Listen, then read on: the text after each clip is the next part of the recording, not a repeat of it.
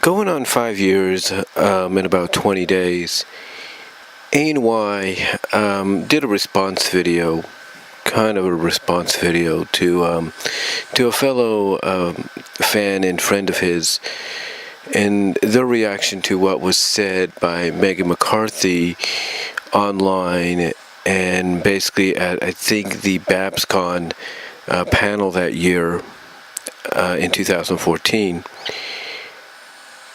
And I heard what AnY had to say and how he dissected it, and I'll provide a link to the video down below. But the one thing I took out of what AnY had to say is because he did watch the panel, and he also provided a link to that. So when you watch his video, you can watch the panel as well by clicking on the link. He basically said that the way he viewed it, the way he saw it, was there was not really a yes or a no given by Megan and the staff at that time on the whole Spike Rarity deal. Now, he did go on to say that certain things could happen in the foreseeable future to probably change things around, and make it quite possible that these two characters could end up together. Like I said, AnY basically said that, at that time, things could change in the foreseeable future, and that would enable, Spike and Rarity to, possibly happen. And I think, to go back and watch it, but I think the one thing he pointed out, and this is very true with any media, whether it's animation, live action, comics, and that is, it's all depend on what happens is all dependent sometimes on the head writer or the executive producer. And what I mean by that is whatever decisions are made and finalized to take place in a story mostly falls into the lap of the executive producer or the head writer. And, that might not be entirely true with some forms of media, but at most times, they seem to be like one of the groups of people that have the ultimate final say in what they do. I mean, I've used this numerous times as an example, but, when I would read the Sonic the Hedgehog comic books by Archie Comics, there were moments throughout its run when they went through a variety of different head writers, and said head writers would go in one direction while another set of head writers would go in a different direction. And sometimes those head writers would have to clean up the mess that the other head writer had placed upon the book in their eyes. And if you look on the history, you can kind of Google the history of that. You can kind of understand what I'm saying. And I think a lot of fans of MLP would agree, that similar things have happened. Sometimes characters in episodes and even in the comic adaptation will be written in a way you're like, well, why is this writer writing them this way or writing them that way? What's going on? And it takes another writer or another set of writers to come back and fix it. And that to me is where basically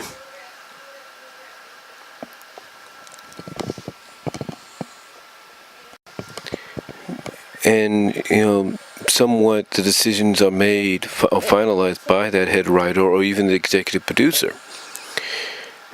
And like I said, AnY basically said that, we don't know what was going to happen. And that was about 5 years ago. And now you look about 4 seasons later, 4 or 5 seasons later, and, here we are in the final season. And all of a sudden, you take a look at season 8, and, Sparity is brought back up. Spike Rarity ship is brought back up with Spike mentioning it and breakdown, kind of, Meltdown kind of being an episode centered around them, basically being a centered around both of them going through different similar situations. As I've mentioned before, you have moments in season 8 that kind of tease it, or the season 8 finale. And then ironically, you have Best Gift Ever, and despite how you feel about Spike getting Rarity's name, cutie mark, if you will, the end result is worth it. The way Spike sings his part of the True Gift of Giving song to Rarity.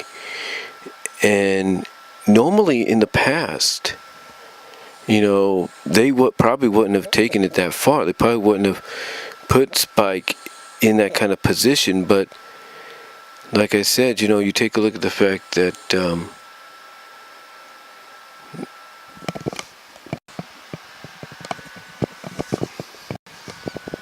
as I was saying, in the past, they probably wouldn't have put Spike in that kind of a scenario. They probably would have just had him, deal with the pony he drew, which was originally Rainbow Dash, and centered a story around that. But they didn't.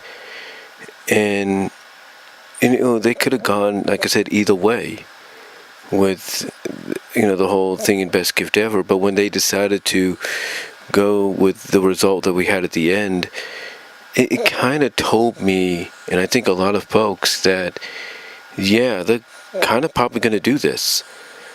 They're probably going to try to wrap this up and do it and go in a direction that, not a lot of people would agree with, because there's a difference in opinion, but a lot of fans pretty much knew, or pretty much were hoping was going to happen, since it's been teased since literally the beginning of the show. So to me, when I hear what AnY had to say back then, and the fact that he pretty much was on point with what could happen to potentially bring this back around and get focused on, he was right on the money. Because you notice the moment Megan McCarthy stepped away from being executive producer to be like the executive person in charge of everything Hasbro, animation wise and whatever, and Nicole Dubuque took her place and stepped in, you notice all of a sudden Sparity kind of gets another chance, gets brought back to the forefront. And not only that, but a bit of spoilers here. One of the new synopses for one of the upcoming episodes this season is about a dance. The episode is supposed to be the 6th episode, 2 episodes after episode 200. But the 6th episode is called She's All Yak, which is a play on She's All That. That movie title.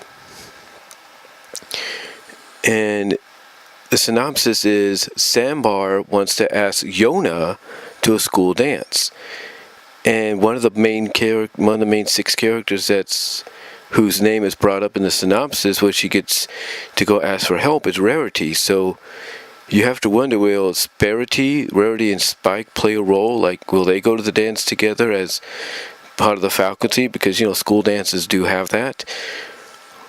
And is this basically the staff saying, we're going to